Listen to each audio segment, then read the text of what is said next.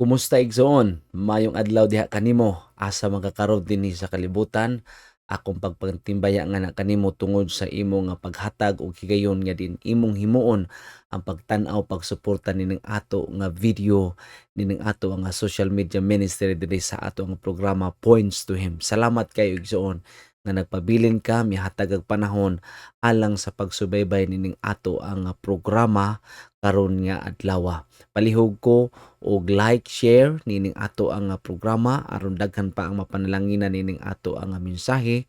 O kung karon pa ka nakabisita sa ato ang Facebook page or sa ato ang YouTube channel, palihog ko og like, share, subscribe and comment sa ato ang mensahe aron daghan pa ang maabtan niining ato ang pagtuon niining sugod karon nga mensahe nga imong naabtan ug daghan pa nga mga mensahe nga pwede na 'tong ma-upload, pwede na 'tong mabutang dinhi sa ato nga Facebook page ug sa ato nga YouTube channel. Salamat kaayo. Ang Ginoo magabalos o magapanalangin nga kanimo sa imong makanunayon nga pagsuporta sa atong social media account. Bueno, karon nga takna mo ni ang presko kaayo nga series nga atong pagatun-an. I hope nga makig-uban ka sa ako ang journey sa ato nga pagtuon gikan karon hangtod sa daghan pa nga mga adlaw matag Miyerkules atong himuon ang mga series sa ato ang pagtuon sa balaan nga kasulatan. Ug karon sugdan nato kining presko kaayo nga series nga ikaw ug ako mapanalanginan ini uban sa tabang sa ato nga Ginoo. Basta dili pa ta moadto sa unahan, ako kang ngayon imbitahon ka nako atong iduko atong mga ulo alang sa pag-ampo. May gugmaon dalang panan nga Dios. Salamat kaayo niini nga takna Ginoo nga kami nasabak kahimo sa pagtuon sa imong mga pulong. Uban ni kami Ginoo samtang magatuon kami sa mga mahinungdanon nga mga butang nga may kalabutan nga among mahimo ang pag-uswag sa among pangalagad ug among pakirelasyon nga na kanimo. Salamat sa kaalam nga langit nun nga imong ihatag nga ni kanamong tanan aron masabtan namo ang imong mga pulong. Pasaylua kanunay kami sa among mga sala sa ngalan ni Hesus. Amen. Alright. So karon nga semana o karon nga adlaw ang title sa ato ang unang nga series nga atong tun-an, Next Step, ang sunod nga lakang. Unsa ka kini nga lakang nga kinahanglan nato buhatan sa insakto nga desisyon? Unsa kini nga lakang? Lakang tingali sa ato ang mga buluhaton matag adlaw or unsa kini nga lakang sa ato ang mga plano ug handom sa atong kinabuhi? Could it be nga sama ni ana or tingali lakang sa atong espirituhanon nga paglakaw niining kagabion nining adlaw o niining nga kalibutan. So ayaw kalimot sa pagpadayon sa pagtan-aw nini kung naa pa kahangtod karon nagatan-aw ni natong video, palihog og like, share, comment ining ato ang mensahe karon nga adlaw. So padayon ta alang sa atong unang nga topiko karon nga adlaw. Giluhan nato kini og step out of the past. Paglingkawas sa atong kagahapon. Ikaw ug ako mga pinalangga nga makaigsunan kapag laom naatay nagkadaiya nga mga paglaom. Apan napangutana karon sa unsa nga paagi nga kita makalingkawas nining atong mga kagahapon. Unsay atong buhaton nga kita makahimo sa paglingkawas nining atong mga kagahapon ug ato nang sayran karon nga takna.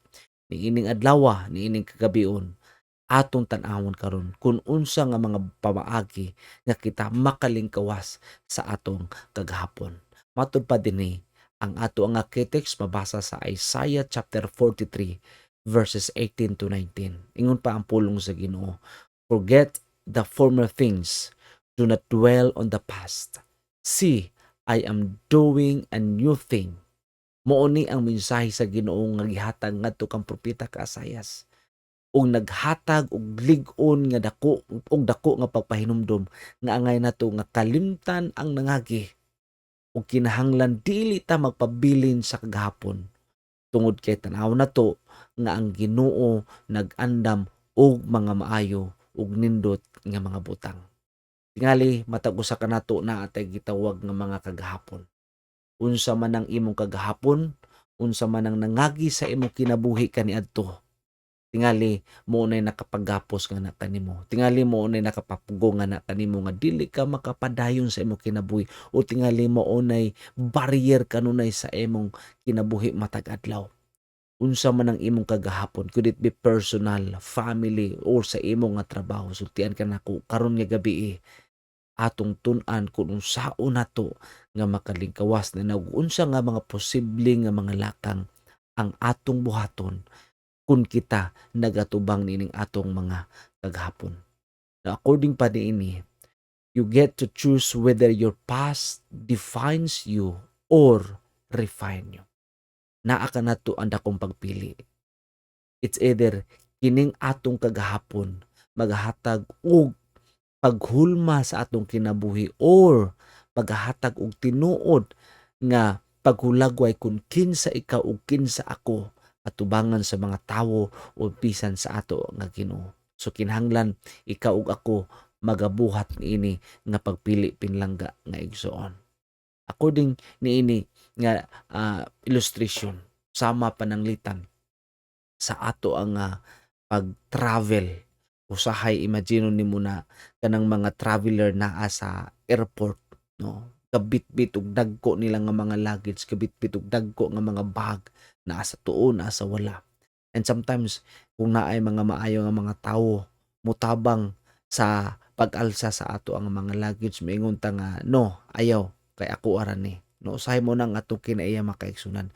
Bisan og naglisod ng taglakaw, naglisod na ta og bitbit sa ato mga gamit, dili gyud nato ni ihatag ngadto sa uban. Dili nato tugutan nga matabangan ta sa uban. Mao na ang hulagway sa atong kinabuhi nining kalibutan na, no? That's how many of us live, no? We carry the heavy baggages of the past, mistake, regrets, trauma, and wonder why we can't move forward. Mao na ang kahimtang nato nining kalibutan na, no? Imbes nga unta nga ipabili nato ato ng biyaan, atong ihatag kung mahimo nga mahatag.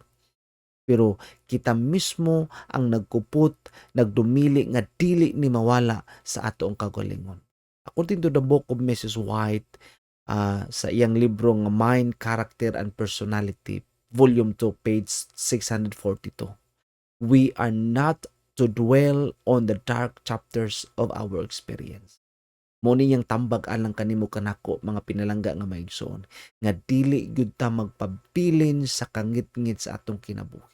Kinsa ko ganahan nga magpabilin anang ngit-ngit. Huway ganahan og ngit-ngit mga igsoon. Walay ganahan og kanang maot ka kagahapon. Muna ang iyang tambag alang kanimo kanako dili gyud ta magpabilin. Dili gyud ta kinahanglan magpagapos na ng ato ang kagahapon. So karon nga gabi aduna lamay tulo ka mga punto atong tun-an karon base sa gisulti sa Ginoo ngadto kang propeta Isaias, mga prinsipyo nga kung sa unsa nga bahin kita makahimo sa paglingkawas sa ato nga kagahapon. Number 1, first point, don't let the past define you. Unsa di ay ayo tuguti ang imong kagahapon munay magpaila kung kinsa ikaw. Okay? Usbon ko, ayo tuguting ang kagahapon munay magpaila kung kinsa ikaw. Kaya again, Isaiah 43 verse 18, forget the former things, kalimti ang nangagi. Okay? So kini nga bersikulo, it's not about amnesia, but about releasing.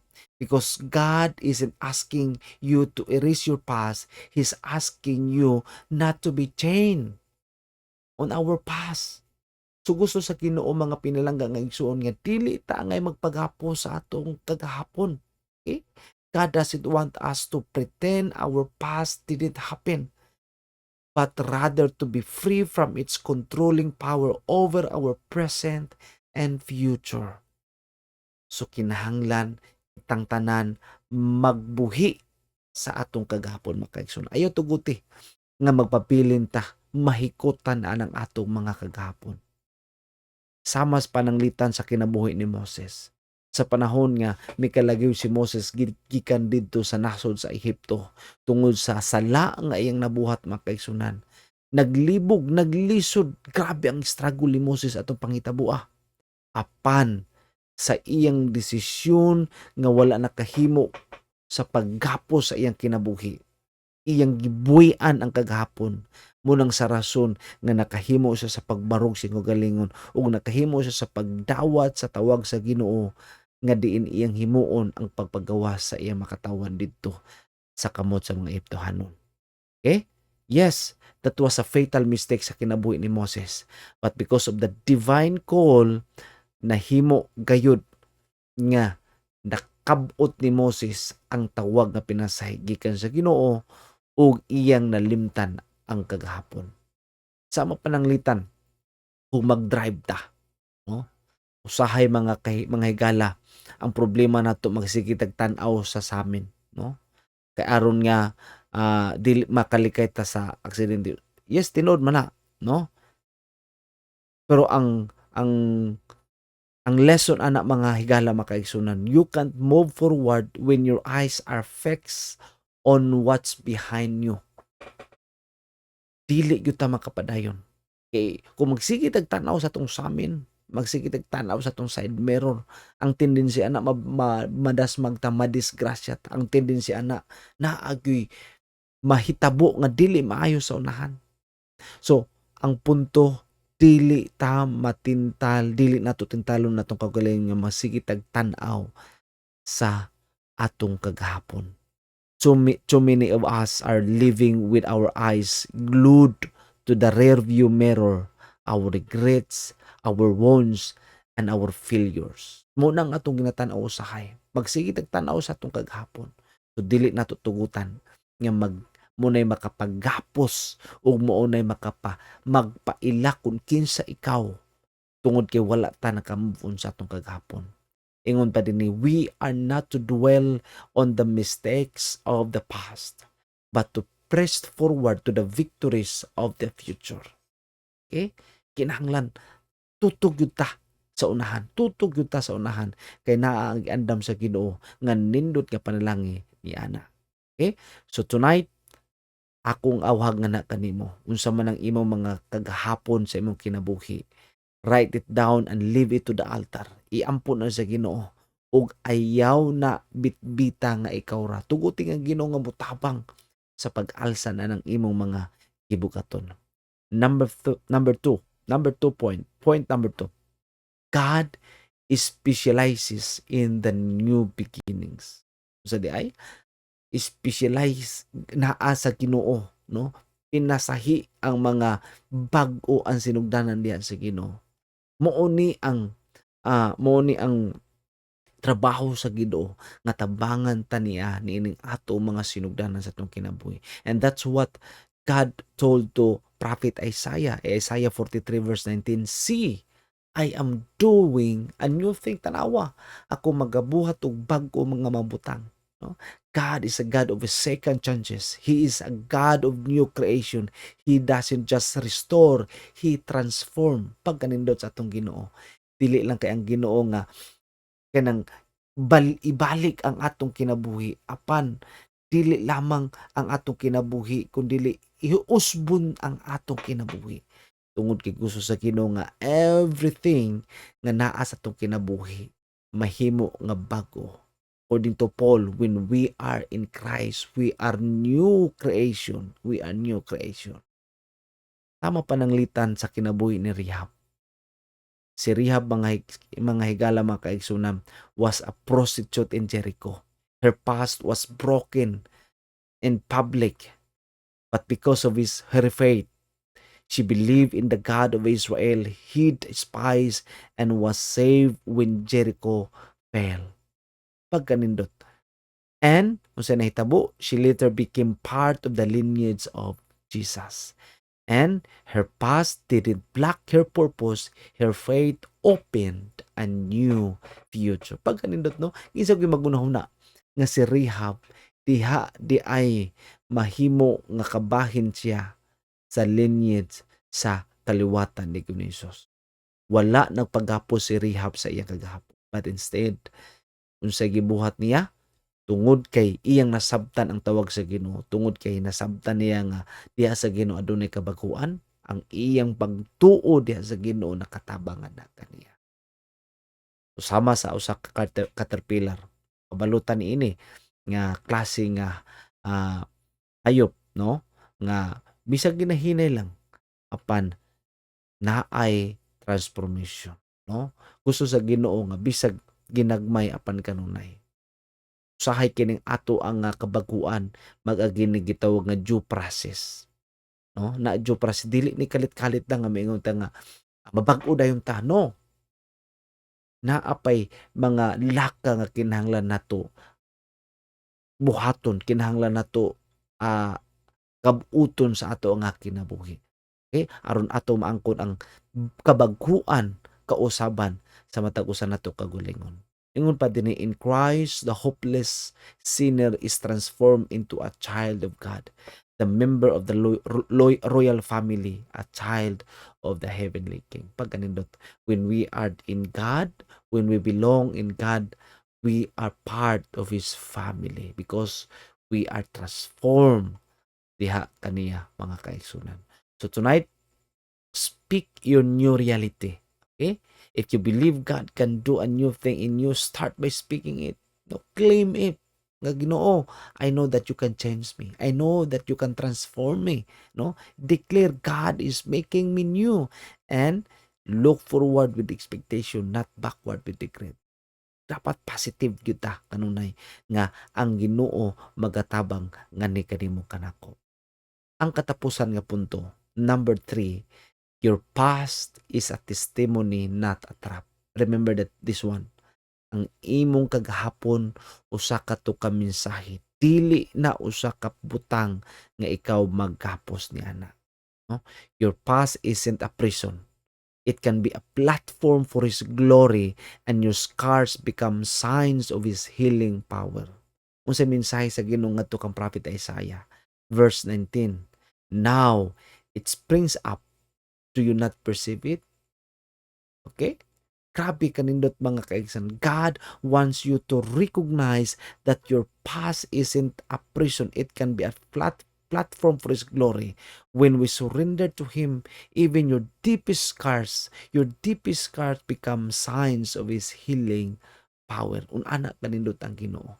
Tabangan ta niya sa ato nga kinabuhi. Yes, same sa babaye, same sa woman at the well. No? She had 5 husbands and was living with a man who wasn't her husband. Yet Jesus revealed Himself to her. She became the first evangelist in Samaria and telling everyone what He had done. And she didn't hide her past.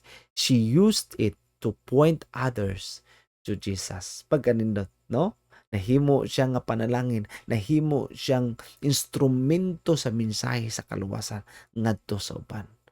Yes, pwede nga may samata niini nga babaye mga higala. Kining atong kinabuhi kagahapon mahimo ning mensahe ngadto sa uban nga nagkinahanglan. A cracked pot can still carry water, especially if the cracks let light shine through. Our brokenness doesn't disqualify us from being useful in God's hands. Your story may be messy, but when redeemed, it's a light to someone else in the dark. The very places where we've been broken can become the channels through which God's light shines most brilliantly to others. No? Pagkanindot, kung atong tugutan nga mapagamit ta diya sa Ginoo. We are saved to serve. The very life of the church depends upon her faithfulness in fulfilling the Lord's commission. Moobya ni ang katuyuan sa Ginoo alang kanatong tanan. Lain-lain man ang atong kagahapon, lain-lain man atong kinabuhi, pero giluwas ta sa Ginoo sa rason nga mahimot ang instrumento diya sa iyang buluhaton. Mahimot ang galamiton nga atong isulti ngadto sa uban ang mensahe sa kaluwasan. Share your story. Start small. Be authentic and trust God's timing. Atong i-share ngadto sa uban. Atong ipahibalo kung unsa ka maayo ang Ginoo sa imo ug sa ako nga kinabuhi. So tonight's message karon nga adlaw, ayaw kini kalimti. Forget the former things. Release the past. Okay? Nganuman, ingon ang Ginoo, I am doing a new thing. Tungod kay bagkuon ta sa Ginoo. And human nga kita mabago, we must recognize the growth nga kita, ikaw ug ako mahimo tang instrumento sa Ginoo sa pagpaabot sa mensahe ngadto sa uban. To step into freedom, no? Shame keeps us bound to our past mistake and prevent us from receiving God's forgiveness. Make a conscious decision to stop living in yesterday's failure and disappointment. Embrace the unique calling God has placed on your life regardless of your history. Kinahanglan mo padayon yuta. Your past is not your prison. Remember that one. Jesus is your freedom. Don't stay in yesterday when God is calling you into tomorrow. Step out of the past and step in to the new. Mga sunan. Breaking free from regret. Kinahanglan atong gubon ang mga kadina nga mo'y naggapo sa ato nga kinabuhi. Okay? So, unsay atong buhaton? These are the practical steps nga aron maka-move forward sa atong kinabuhi. Daily surrender. Scripture renewal. Let us read the Holy Scriptures. Supportive community ang atong mga family, ang atong friends makatabang na. And of course, ang atong future focus. Set goals that align with God's purpose sa imong sa akong kinabuhi nga magkahatag ta og maayo nga vision nga makapabira nato diha sa atong ugma makaigsunan. So ang imbitasyon sa Ginoo, new beginning awaits. Choose to step forward in faith and walk daily in God's new thing. I hope nga ikaw ug ako karon nga takna na panalanginan nining ato ang mensahe. Unsa ang imong sunod nga lakang? Nga kung pag-imbita nga na kanimo, step out of the past. Kinahanglan muling kawasta sa atong kagahapon. Kaya ang Ginoo andam nga ikaw ako tabangan sa atong kinabuhi. Karon nga adlaw, karon nga takna, salamat kaayo sa imo nga pagpaminaw nining ato nga mensahe. I hope nga napanalanginan ka. Ug palihog padayon sa pag-share, pag-like ug comment sa ato ang programa Points to Him nga magdala kini og kahimayaan nga nakanya. Ikaw sa mapanalanginan kay ang Ginoo adunay mission nga na kanimo. Pag-ampo ta alang sa atong pagta. Ginoong Dios, salamat kaayo niining atak na. Salamat sa imong hatag ka namo higayon nga makasinati kami sa imong pulong. Tabangi kami Ginoo nga makalingkawas kami sa kagahapon. Gamita kami ng instrumento nga epektibo nga mahimong mensahero ngadto sa uban tungod sa imong gahom, tungod sa mensahe sa kalawasan. Langini ang among mga viewers nga nagtan-aw, ikaw magauban kanila Ginoong Dios bisan pa sa daghan nga mga adlaw silang kinabuhi, ikaw magapanalangin kanunay. Salamat sa imong pagtubag sa pagampo. Sa iluha kami sa mga sala sa ngalan ug gahom ni Jesus. Amen. Daghang salamat. Ang Ginoo magapanalangin niya na kanimo ug magkita-kita tapuhon at tangi ang sunod nato nga topiko. God bless diha kanimo.